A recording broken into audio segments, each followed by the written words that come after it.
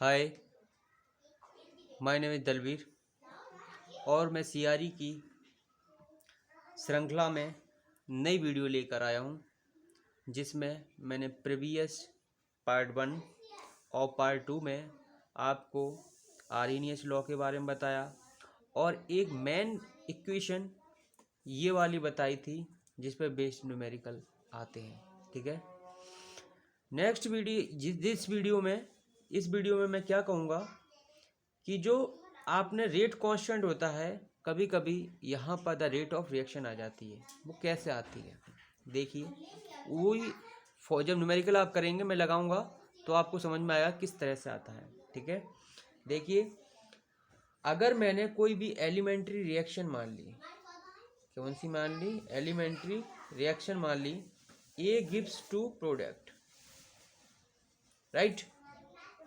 अगर मैं rate of reaction लिखूं normal minus rate of reaction, अभी इसके कोई रहने दो, कुछ मत लो, रेट ऑफ रिएक्शन लिखी तो मैं क्या लिखूंगा? के सी ए की पावर एन लिख लो, राइट, लिखूंगा ये।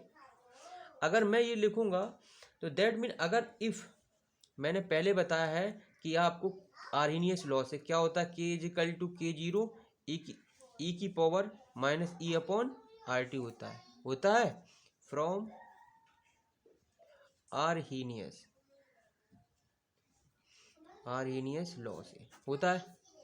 जब आर्हेनियस लॉ से ये चीज होती है तो यहाँ पुट कर सकता हूँ R A is equal to के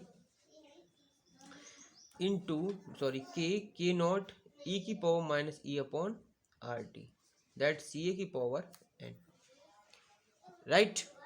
अगर if concentration is not given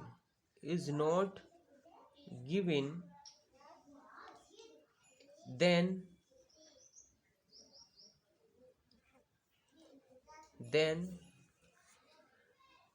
we know the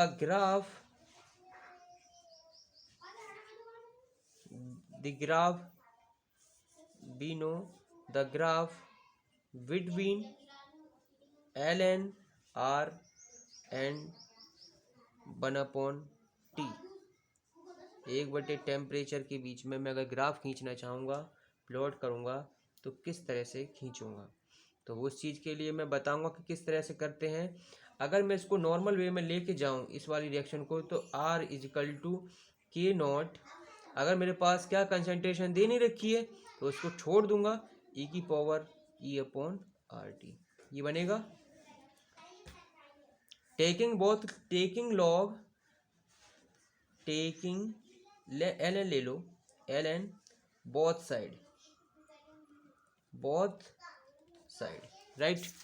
अगर एल एन बोथ साइड ले लूंगा,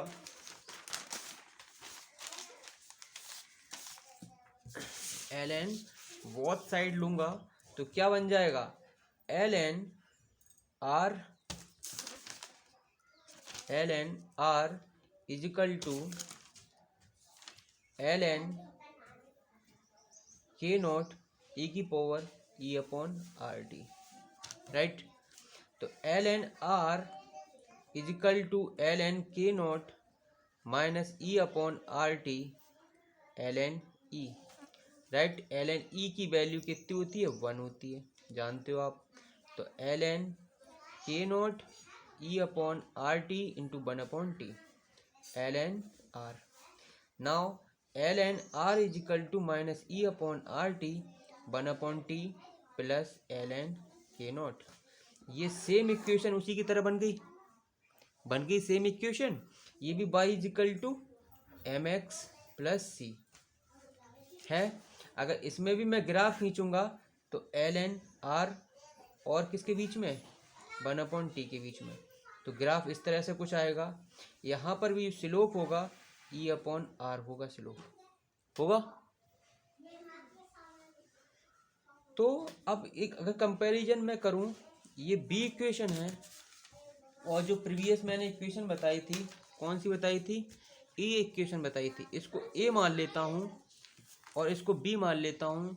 equation A and equation B are comparing, मैं कंपेयरिंग कर रहा हूँ। ए इक्वेशन क्या है यहाँ पर, डी इक्वेशन ये होगी। ए इक्वेशन आपकी एल एन क्या है, मैंने अभी दिखाई थी आपको, K minus E upon R into 1/t plus L N K not, ये बताई थी। अब क्या देखेंगे, ये सभी सेम है। कौन कौन से टर्म है, एक ये है, एक ये टर्म है, ये डिफरेंट है। That mean R equal to K होगा।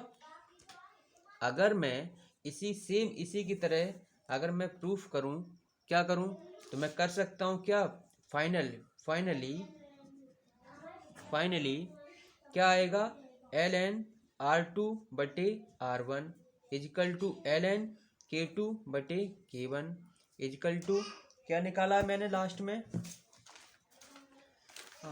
में निकाला था K two L N K two बटे K one E upon R 1/t1 minus 1/t2। तो मैं यहाँ से बोल सकता हूँ कि E upon R 1/t1 minus 1/t2, right. इस तरह से ये निकल कर जाती है। This is the main equation है एग्जाम पॉइंट ऑफ व्यू। मैं इस पर बेस्ड अभी न्यूमेरिकल आपको कराऊंगा कि किस तरह से इस पर न्यूमेरिकल करते हैं, ठीक है। और एक चीज और बताऊं, आपको पता होगा कि द रेट ऑफ रिएक्शन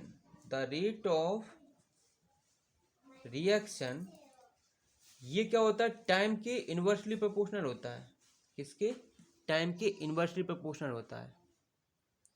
अगर कहीं पर भी इस तरह से लिखा हुआ आ जाए कि टाइम दे रखा हो या रेट ऑफ रिएक्शन नहीं दे रखी हो, के नहीं दे रखा हो, तो वहाँ क्या करोगे आप, एल एन T1 बटे T2 एल एन R2 बटे R1 एल एन K2 बटे K1 equal to E upon R 1/T1 minus 1/T2।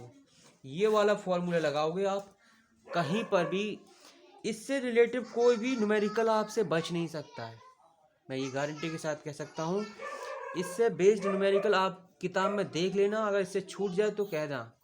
This is the most important, very very important formula for exam point of view से, ठीक है। Thanks. इसके बाद मैं इसमें numerical कराऊंगा, कम से कम 2-3 न्यूमेरिकल कराऊंगा। इसके बाद आपको समझ में आ जाएगा कि इस वाले फॉर्मूले का क्या इम्पोर्टेंस है, राइट। इस वाले फॉर्मूले का क्या इम्पोर्टेंस है, राइट। थैंक्स।